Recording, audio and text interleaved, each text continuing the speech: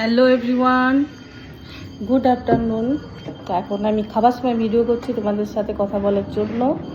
তো এখন দুপুর 2:30 বেজে গেছে। এখন আমি লাঞ্চের জন্য বসছি। তো আজকে আমাদের মেনু হয়েছে, চলো দেখাই তোমাদেরকে। লাল শাক ভাজা, আলু সিদ্ধ, আর চিংড়ি মাছের মালাইকারি। আর এখন তো এটা কমন জিনিস, প্রায় ডাটা আলু ফুলকপি দিয়ে ঝোল। আর এটা একটা হয়েছে, বেশ রান্না আজকে জমে যাবে। তো চলো, টাটা, বাই বাই।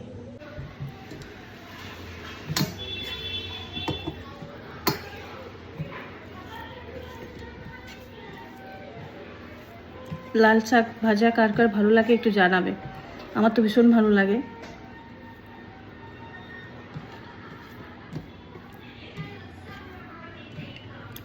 রসুন দিয়ে যদি ফড়ং দিয়ে লাল শাক রান্না করা হয় তো বেশ মজা লাগে, খেতে টেস্টি লাগে।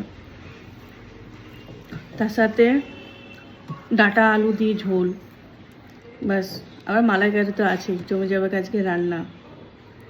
তো আমার ভিডিওটা যদি তোমাদের ভালো লাগে তো লাইক করবে, কমেন্ট করবে, একটু প্লিজ পারলে একটু শেয়ার করে দিও।